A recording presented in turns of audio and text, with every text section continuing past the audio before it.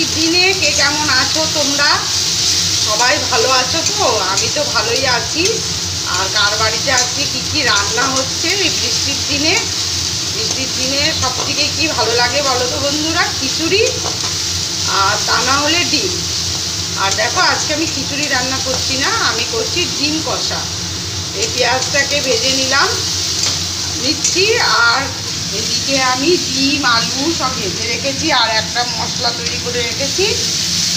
এবার পেঁয়াজটাকে ভেজে নিয়ে তারপর মশলাগুলো দিয়ে ডিম দিয়ে আলু দিয়ে কষাবো।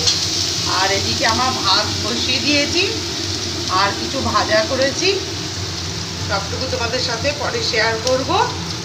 দেখো আমি মশলাটার সাথে আলু আর ডিমটা একসাথে কষিয়ে নিচ্ছি। আর আমি ডিম রান্না করি যখন, সব সময়ই আমি আলু আর ডিম একসাথে কষিয়ে নিই, তাহলে টেস্টটা খুব ভালো আসে। আর একটু ভালো কষিয়ে নিয়ে তারপর আমি জল দিয়ে দেবো। তৈরি হয়ে গেল আমার ডিম কষা।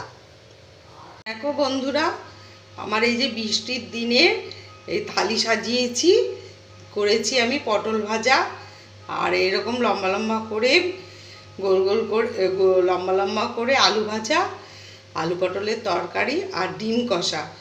সাথে দিয়েছি একটা কাঁচা লঙ্কা, পেঁয়াজ, নুন আর ঘি। আর তোমাদের কেমন লাগলো থালিটা আর ডিম কষাটা কেমন লাগলো? বৃষ্টির দিনে তো এইরকম থালি খুবই ভালো লাগে।